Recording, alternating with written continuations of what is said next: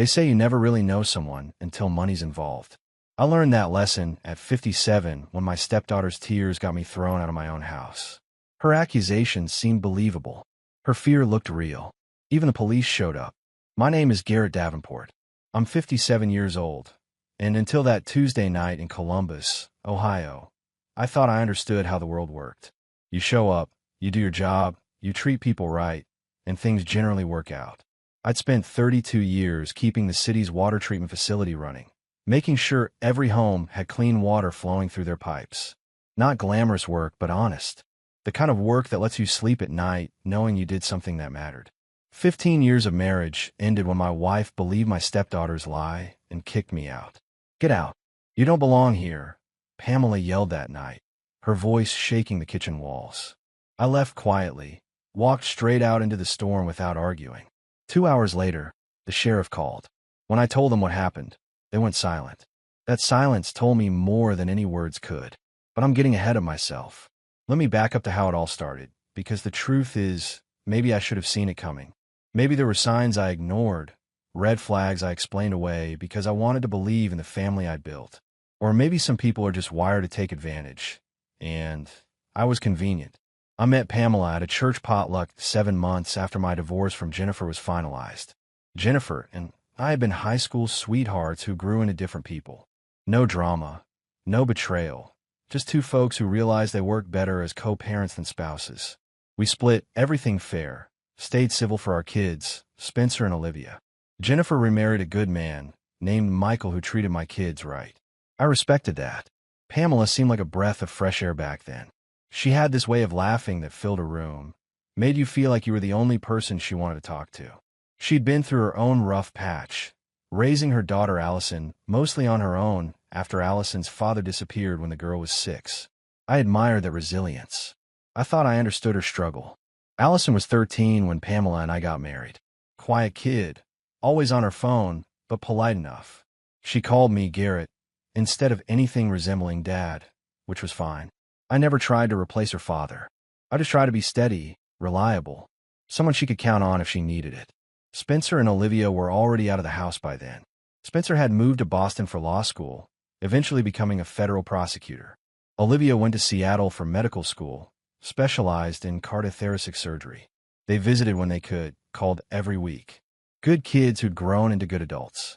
Jennifer and Michael lived 40 minutes away, and we'd all gotten together for holidays without any weirdness. It was modern, maybe, but it worked. The years with Pamela rolled by steady. We settled into routines, the kind that make life predictable in a comforting way. I'd leave for the plant at 5 in the morning, come home by 4. Pamela worked part-time at a dental office, handling billing and insurance claims. Allison drifted in and out, dropping out of college twice, working retail jobs that never seemed to stick. She'd live with us for months, then move in with some boyfriend, then come back when things fell apart. Pamela always defended her. "She's finding her way," she'd say whenever I'd suggest maybe Allison needed to stand on her own 2 feet a bit more. I didn't push it. Wasn't my kid, wasn't my call. That Tuesday started normal. I'd spend the morning troubleshooting a filtration system that kept throwing error codes. Got it sorted by noon. Dennis, my older brother, called during lunch to complain about his neighbor's dog digging up his tomato plants. Normal stuff. I grabbed a sandwich from the food truck outside the plant, ate it watching the river flow past the facility. The sky was already turning gray, clouds stacking up like someone was building a wall. By the time I got home, the first drops were falling. Pamela's car was in the driveway. So was Allison's beat-up Honda with the dented bumper she'd never gotten fixed. I remember feeling that small tug of annoyance. Allison showing up always meant something.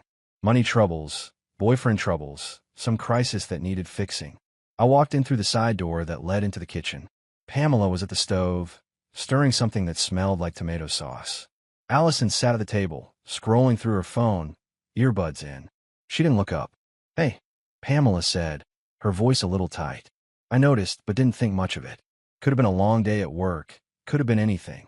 "Hey yourself," I replied, setting my lunch cooler on the counter. "Storm's coming in." "I know. Weather said it might get bad."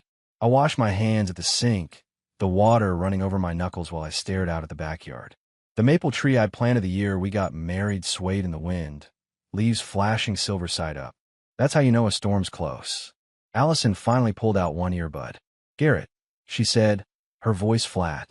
Not hostile, not friendly. Just flat. I turned. "Yeah." She looked at Pamela, then back at her phone. "We need to talk after dinner." My stomach tightened. Those words never led anywhere good. But I just nodded. Sure. Dinner was spaghetti. We ate mostly in silence, just the scrape of forks against plates and the low rumble of thunder in the distance. I tried to make small talk. Asked Allison about work. She shrugged. Asked Pamela about her day. Short answers. The tension in that kitchen was thick enough to cut.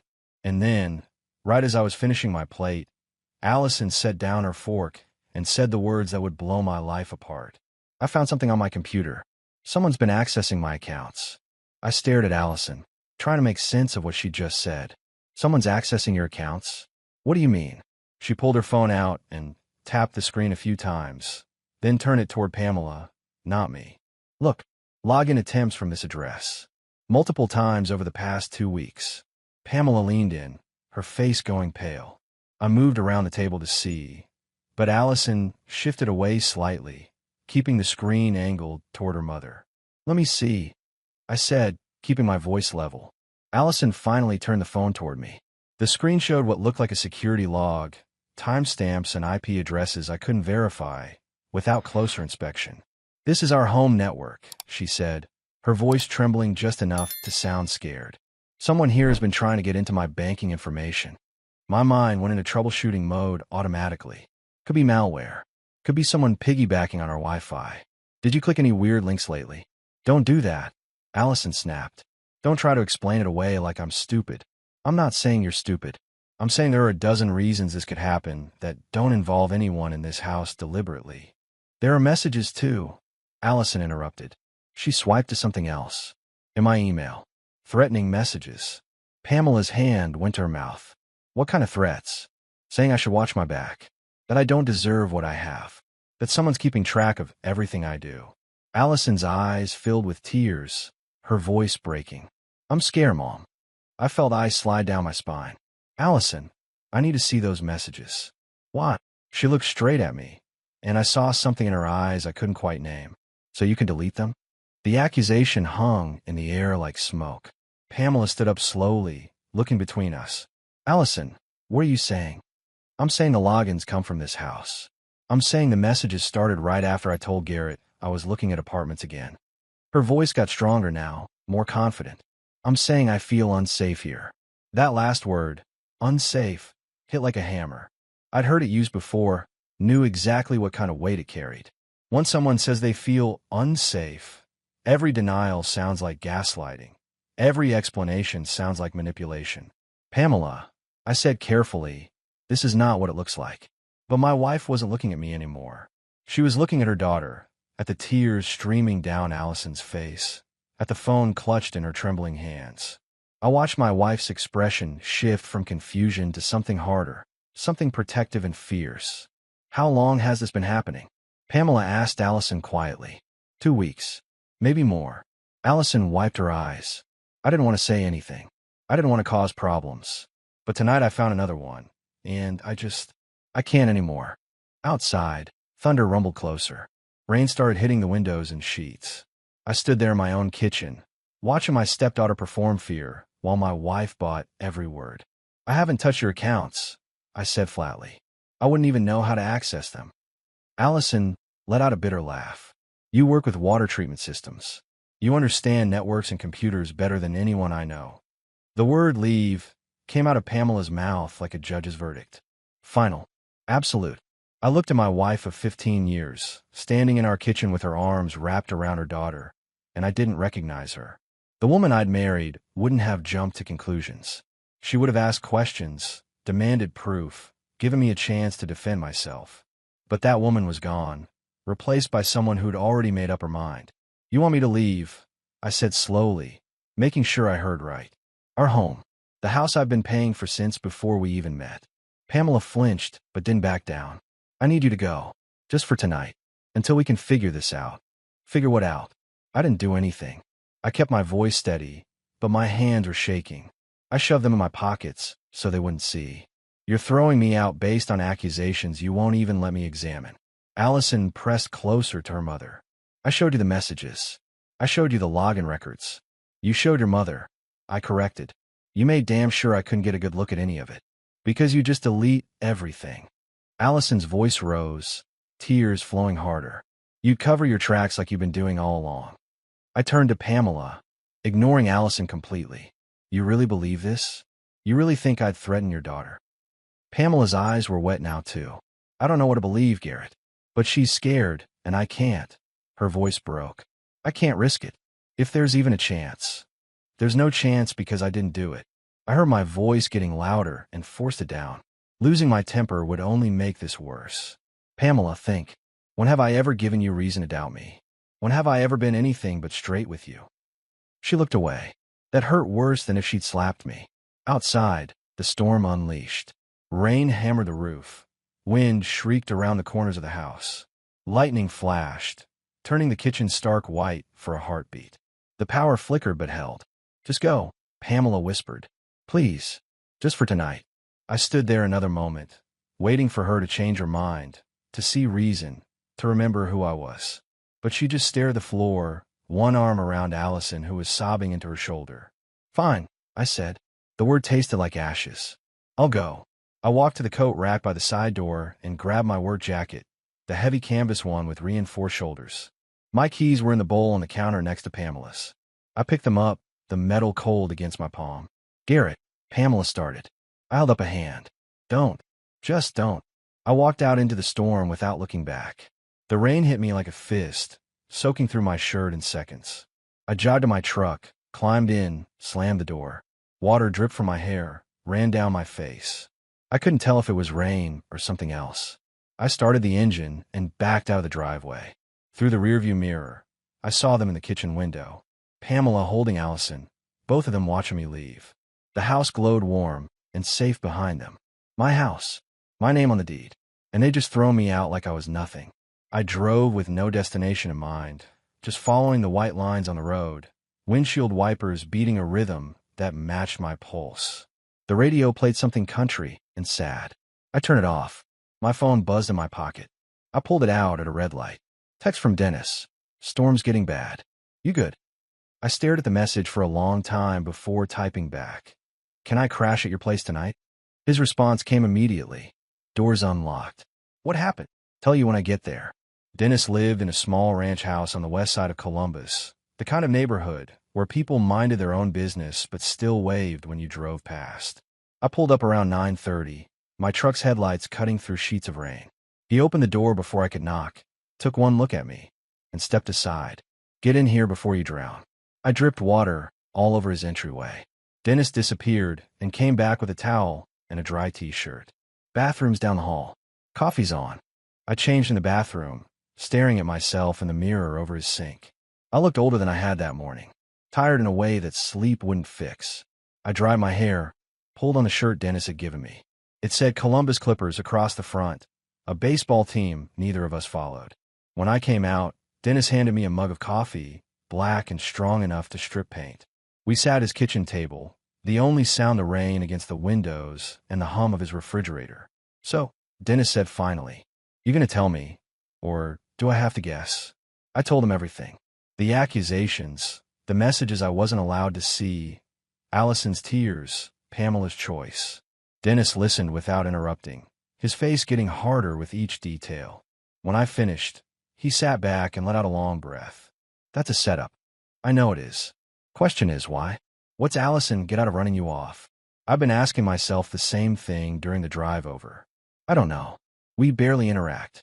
I pay the bills, stay out of her way, don't give her grief about not working. What would I have to gain from harassing her? Dennis tapped his fingers on the table. Not what you gain. What she would. You said she mentioned looking at apartments. Yeah, a few weeks ago at dinner. Said she was thinking about getting her own place, finally. And what did you say? I thought back. Something like, that sounds good, or let me know if you need help moving. I didn't push it. Hell, I was relieved she was finally talking about standing on her own. Dennis nodded slowly. And the house is in your name only, right? You told me that when you bought it. Yeah. After the divorce from Jennifer, my lawyer said, keep property separate. Smart move, turns out. Real smart. Dennis leaned forward. So if Pamela divorced you, she wouldn't have claim to the house. The implication hit me like cold water. You think Allison's trying to get me out so they can stay? I think your stepdaughter's 31 years old with no job and no prospects, and you just bought that house outright 3 years ago. That's a pretty nice setup for someone who doesn't want to work. My phone buzzed on the table. Unknown number. I almost didn't answer, but something made me pick up. Mr. Davenport? This is Officer Williams with Columbus PD. We received a complaint tonight regarding a domestic disturbance. We'd like to ask you a few questions. My stomach dropped. I'm listening. Can you tell me where you are right now, sir? I'm at my brother's house. Pamela asked me to leave, so I left. There was a pause. I heard paper rustling. And did you leave voluntarily? Yes. She asked me to go, and I went. No argument. No confrontation. Another pause. Sir, the complaint alleges that you've been engaging in harassment and threatening behavior toward a household member. Is that accurate? No, it's not. I kept my voice level. I've been falsely accused, officer. I haven't harassed anyone. Do you have access to the residence? That was an odd question. It's my house. My name's on the deed. I heard typing. More rustling. When Officer Williams spoke again, his tone had changed slightly. Can you confirm that you're the sole owner of the property at 847 Ridgemont Drive? Yes. I bought it in 2012. It's been in my name only since day one. Long pause. Thank you for your cooperation, Mr. Davenport. We'll be in touch if we need any additional information. The line went dead. Dennis was watching me. That sounded interesting. They asked if I owned the house. I set the phone down, my hand steadier now. Made a point of confirming it was only my name. Well, Dennis said, that's something. They probably figured they'd roll up and remove you from her house. Bet that changed the conversation real quick. Lisa Thornton's office sat above a coffee shop on High Street, the kind of place you'd walk past without noticing. No flashy sign, just her name on a brass plate next to a narrow stairway. The smell of espresso and fresh pastries followed me up the steps. She was waiting in her office, a woman in her late 40s with sharp eyes and graying hair pulled back in practical bun. Her handshake was firm, professional. She gestured to a leather chair across from her desk. Tell me everything, Lisa said, pulling out a yellow legal pad. Start from the beginning, and don't leave anything out. The boring details usually matter most. So I told her. The dinner, Allison's accusation, the messages I wasn't allowed to see, Pamela's immediate belief, the police call. Lisa took notes, occasionally nodding, her pen scratching across the paper in quick bursts. When I finished, she sat back and tapped her pen against her lips. Okay, first thing, you did the right thing by leaving when asked. Shows you're not aggressive, not confrontational. I didn't feel like I had a choice. You didn't, but you made the smart choice anyway. She flipped through her notes. The house is solely in your name, correct? No joint ownership. No refinancing with her name added. Correct. I bought it in 2012, year before we got married. After my divorce from Jennifer, my lawyer advised keeping property separate. Smart lawyer. That's going to save you. Lisa pulled up something on her computer. Here's what we're going to do. I'm going to file for exclusive occupancy. Since you're the sole owner and there are allegations being made, you have the right to control who stays in your property. My chest tightened. You mean kick them out? I mean establish legal occupancy. They can't accuse you of harassment and then live in your house rent-free. She typed something. We'll also run a credit check on you and Allison. I want to see if there's any financial funny business that might explain her timing. You think she's hiding something? I think people don't usually make accusations this serious without motivation. Let's find out what hers is. We spent another hour going through paperwork. I signed forms, provided bank statements, gave her access to financial records. Lisa worked methodically, asking pointed questions, taking more notes. One more thing, she said as I was getting ready to leave. Don't contact Pamela or Allison. No texts, no calls, no emails. Nothing. Everything goes through me now. What if Pamela tries to contact me? Forward to me. Don't respond. Lisa's expression softened slightly. I know that's hard. But right now, anything you say can be twisted. Silence isn't weakness, Mr. Davenport. It's strategy. I drove back to Dennis's place, feeling simultaneously better and worse. Better because I had someone fighting for me. Worse because having a lawyer made this real in a way it hadn't been before. Dennis was in his garage when I got there, working on an old lawnmower. He looked up when I pulled in. How'd it go? She's filing for exclusive occupancy. Wants to run credit checks. Dennis grunted. Good. That girl's hiding something. My phone buzzed. Spencer. My son calling for Boston. I texted him earlier with the bare bones of what happened. Dad. Spencer said when I answered. I'm on a conference call, but I have 10 minutes. Are you safe? I'm at Uncle Dennis's. I'm fine. Good. Listen, I made some calls. I have a buddy in Columbus PD. He's going to quietly look into the complaint. Make sure everything's documented properly. Spencer, you don't have to. Dad, I'm a federal prosecutor. I know how these things can go sideways fast. Let me help. His voice was firm, the same tone he used in court. And I already talked to Olivia. She's furious. She wanted to fly out immediately, but I told her to wait until we have more information. Olivia, my daughter, the heart surgeon, who'd inherited her mother's temper and my stubborn streak. Tell her I'm okay. Tell her not to worry. Too late for that. But I'll tell her you're handling it. Spencer paused. Dad, one more thing. Don't be surprised if Allison or Pamela try to reach out. They might play the sympathy card, try to get you to come back and talk things through. Lisa said not to respond to anything. Your lawyer's right. Document everything, respond to nothing. We'll let the truth come out on its own. After Spencer hung up, I sat in Dennis's driveway for a long moment, staring at my phone. My kids were circling the wagons, ready to fight for me. That should have made me feel better. Instead, it just made the whole situation feel more real, more permanent. 3 days passed. 3 days of living out a duffel bag at Dennis's place, going to work and trying to act normal, coming back to a house that wasn't mine, and lying awake on a guest bed thinking about everything I'd lost. Then Lisa called. Mr. Davenport, you need to come to my office. Now.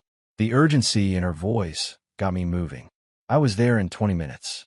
Lisa had papers spread across her desk, her computer screen showing what looked like credit reports. Sit down, she said. I sat. Lisa turned her monitor toward me.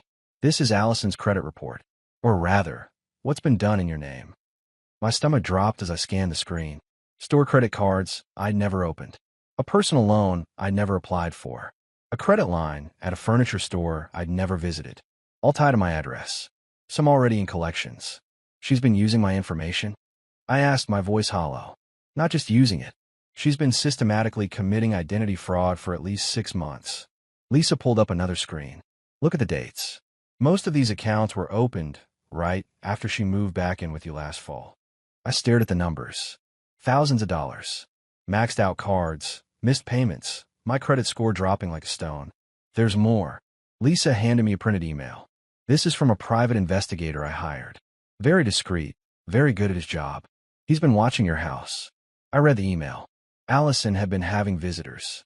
A man named Trent Holloway, 38, with a record in 2 states. Fraud, identity theft, romance scams. He'd been at my house 4 times in the past week. Always when Pamela was at work. She's working with someone, I said slowly. She's working with a professional con artist. Lisa pulled up a photo on her phone. A guy with slick back hair and the kind of smile that sold used cars. Trent Holloway specializes in targeting women with family resources. He gets close, figures out the household situation, then they work together to maximize what they can take. My hand was shaking. I set them flat on the desk to make them stop. So the accusation was designed to get you out of the house before you figured out what she'd been doing. If you'd stayed, if you'd started asking questions about her finances or noticed unusual activity, she risked exposure. Lisa's voice was gentle but firm. She didn't want you gone because she was scared. She needed you gone because you were in the way. I thought about Allison's tears, the way she trembled when she accused me. The performance had been flawless, and I'd almost bought it. What do we do? I asked. We document everything. We file a police report for identity theft. We send copies to the prosecutor's office. Lisa started organizing papers into folders. And we prepare for when this house of cards collapses. Because it will, Mr. Davenport. People like Allison and Trent get sloppy. They always do. That evening, Spencer called again. I told him what Lisa had found. He listened in silence, the kind of silence that meant he was already thinking 3 steps ahead. Dad, I'm flying out tomorrow. I have some vacation days saved up. Spencer, you don't have to. Yes, I do. This isn't just fraud anymore. This is conspiracy, identity theft, possibly more. I want to be there when it blows up. He paused, and I want to look Allison in the eye when she realizes she's going to jail. After we hung up, I called Olivia. She answered on the first ring. Dad, Spencer told me everything. I'm so sorry. Not your fault, honey. I know, but I should have seen something. Last Christmas when I was there, Allison kept asking weird questions about your work, about the house, about insurance policies. I thought she was just making conversation. Olivia's voice was tight with anger. I should have known she was fishing. Nobody saw it coming. She was good, was being the key word. By the time I'm done, she's going to regret ever hearing your name. My daughter, always ready to fight battles for the people she loved. Spencer arrived from Boston on a Friday afternoon, carrying a leather briefcase and wearing the same determined expression he wore in court. He hugged me tight in Dennis's driveway, then pulled back and looked me over like he was checking for damage. You look tired, Dad. I am tired. Good. Tired means you're fighting. He grabbed his overnight bag from the rental car. Let's go over everything Lisa found. I want to see all of it. We spread the documents across Dennis's dining room table. Credit reports, bank statements, the private investigator's photos, everything Lisa had compiled. Spencer went through it methodically, his prosecutor's mind cataloging evidence, building connections. This is airtight, he said after an hour. Identity theft, fraud, conspiracy. If I was prosecuting this case, I'd call it a gift. She didn't think she'd get caught, I said. Most criminals don't. That's why they're criminals. Spencer pulled out his phone. My buddy at Columbus PD called me back. They're treating your case seriously now. Once they saw the financial records, the whole thing shifted. They're building a fraud investigation. What about the harassment complaint? Still on file, but nobody's taking it seriously anymore. Not when there's 85,000 in fraudulent charges tied to your identity. Spencer looked up. Dad, this is going to blow up. When they arrest Trent, he'll flip on Allison. When they arrest Allison, she might try to flip on Pamela. My chest tightened. You think Pamela knew? I think Pamela chose to believe a lie because it was easier than admitting her daughter's a criminal. Whether she actively participated or just looked the other way, the courts will decide. Spencer's voice softened. I know you still care about her, but she threw you out, Dad. She chose Allison over you without even asking for your side. He was right. That truth hurt, but it was still truth. The next morning, Lisa called. Mr. Davenport, the FBI picked up Trent Holloway in Cleveland last night. He was trying to board a flight to Mexico. My heart started pounding. Did he talk? He's already asking for a deal.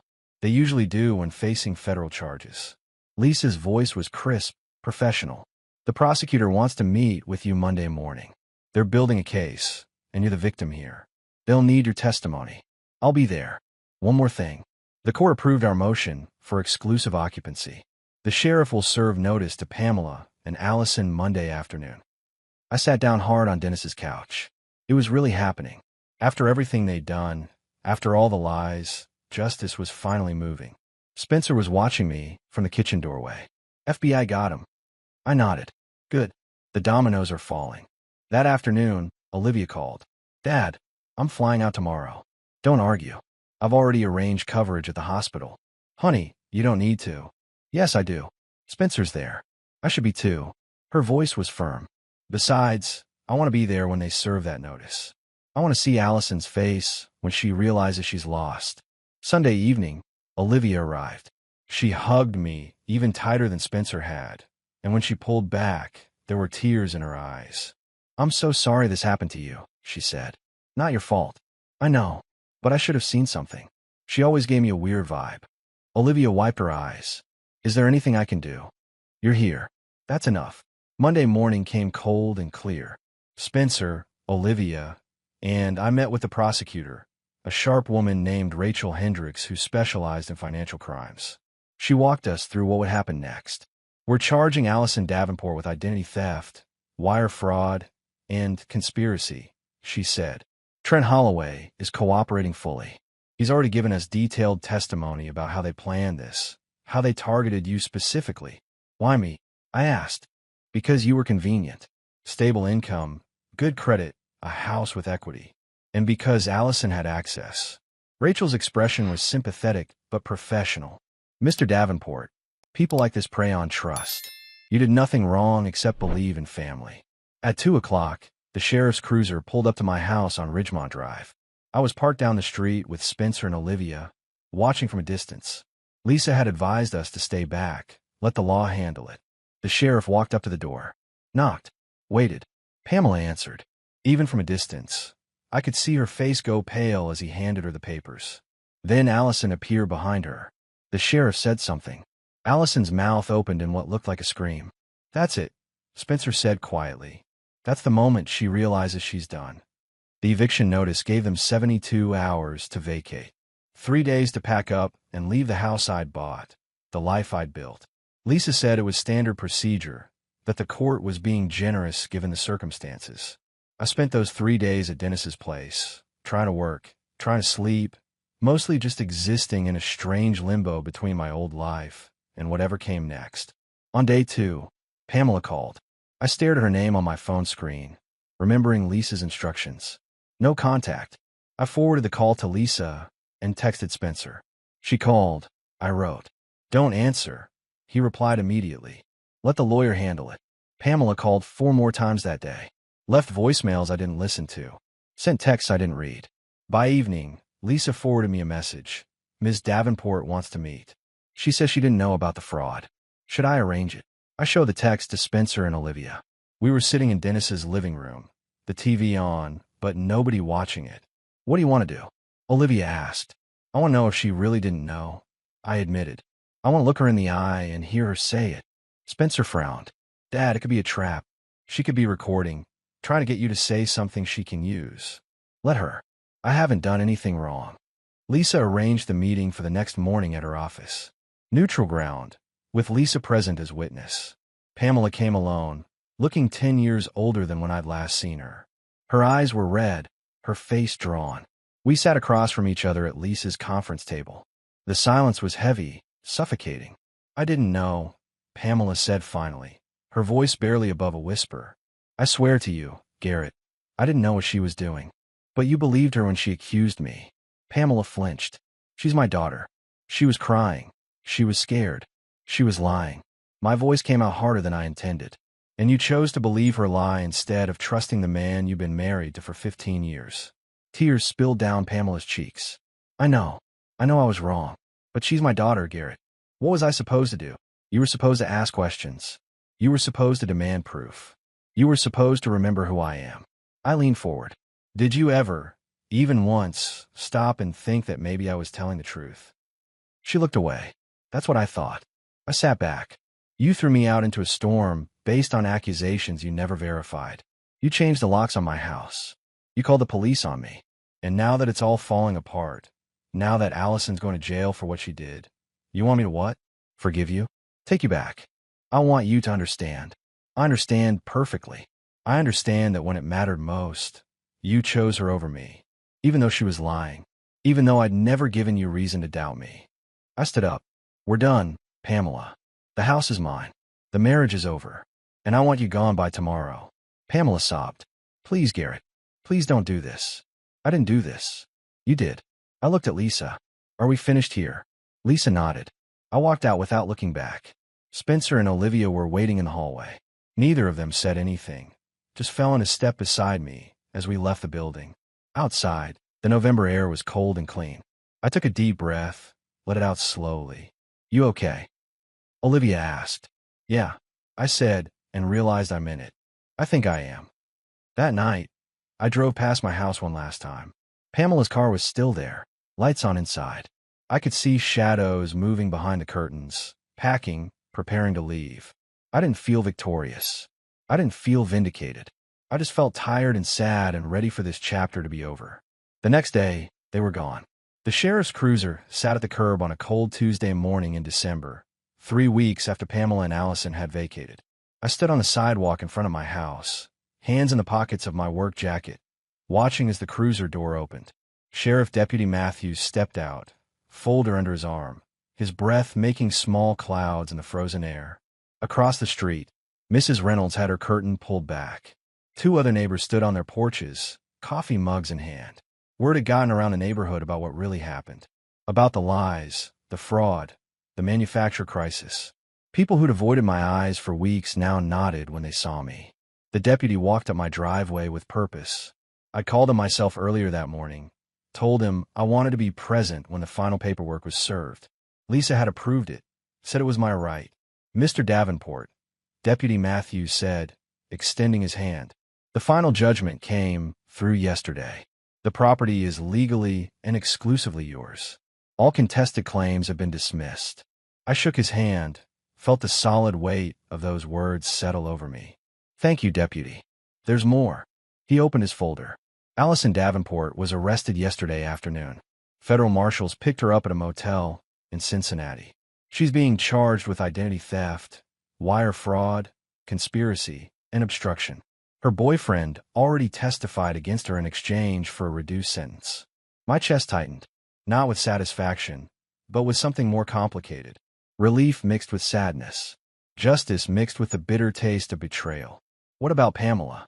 I asked. No charges. The investigation determined she wasn't an active participant in the fraud. However, she's cooperating fully with prosecutors.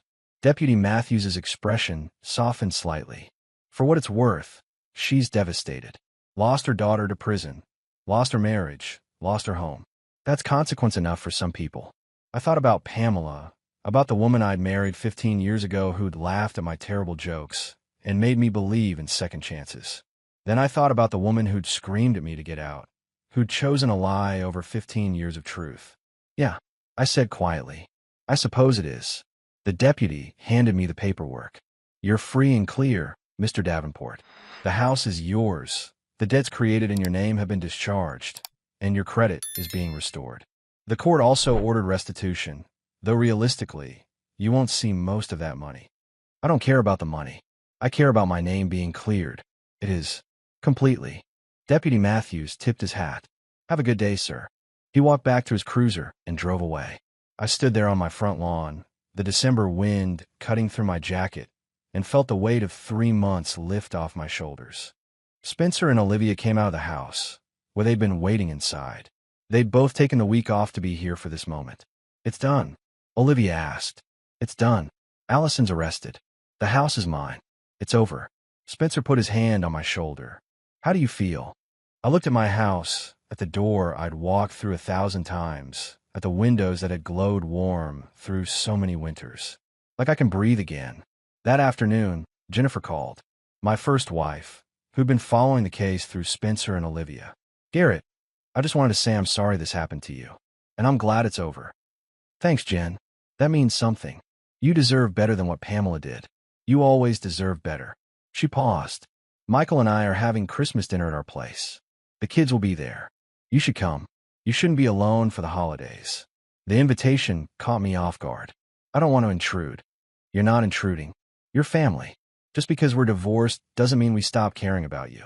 Her voice was warm, genuine. Besides, the grandkids keep asking about Grandpa Garrett. My throat tightened.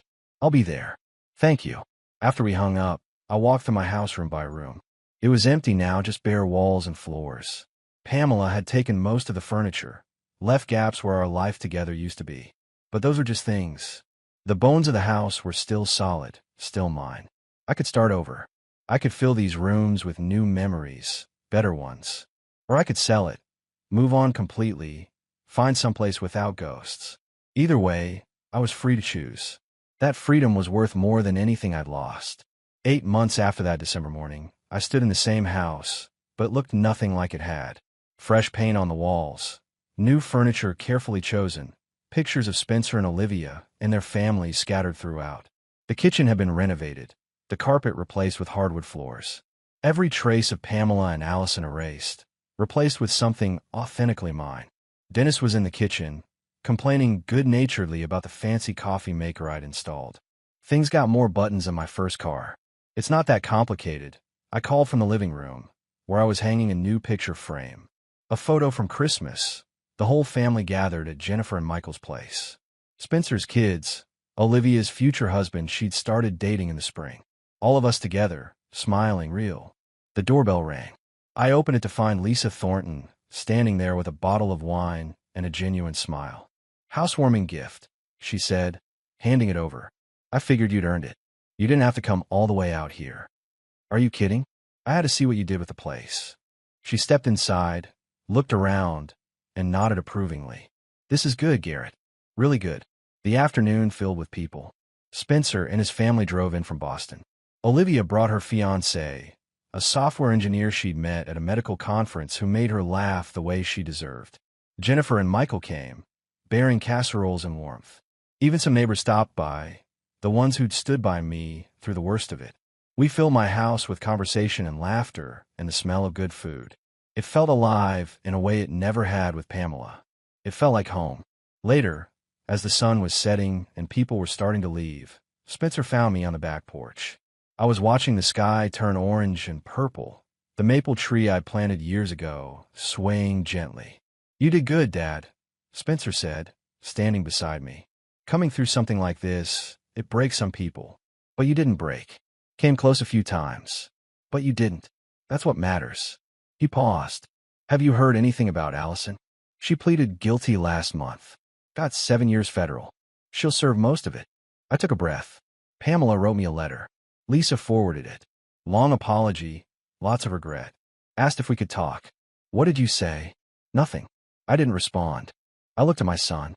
"Some bridges, once burned, you don't rebuild. You just learn to live without them." Spencer nodded. "And Pamela, last I heard, she moved to Kentucky to be near her sister. Lost her job, lost everything. She made her choice, and she's living with it." "Do you think about her?" "Sometimes, but not the way I used to. Now it's just acknowledgement that she existed in my life. Nothing more." Olivia came out to tell us dessert was ready. We went back inside, back to the warmth and the noise and the people who'd stood by me when it mattered. That night, after everyone left, I sat in my living room with a cup of coffee, looking at my rebuilt life. I'd lost 15 years to someone who didn't deserve them. I'd lost money, time, peace of mind. But I'd gained something too, clarity about what really mattered, about who really showed up when things fell apart. My kids had flown across the country to stand beside me. My ex-wife had opened her home to me for holidays. My brother had given me a place to land. My lawyer had fought for me when I was too tired to fight for myself. Those were the people who mattered. Those were the relationships worth keeping. I picked up my phone and sent a group text to Spencer and Olivia. "Thank you for today. Thank you for everything. I love you both." The responses came immediately. Hearts and love and promises to visit again soon. I set my phone down and looked around my house. My home. Hard-won, hard-earned, and finally completely mine. Some people might say I lost in the end. Lost my marriage, lost years of my life, lost the future I'd planned. But sitting there that night, surrounded by proof of real love and real loyalty, I knew the truth. I hadn't lost anything that mattered. I just cleared away what didn't, making room for what did. And that wasn't losing. That was winning in the way that actually counted.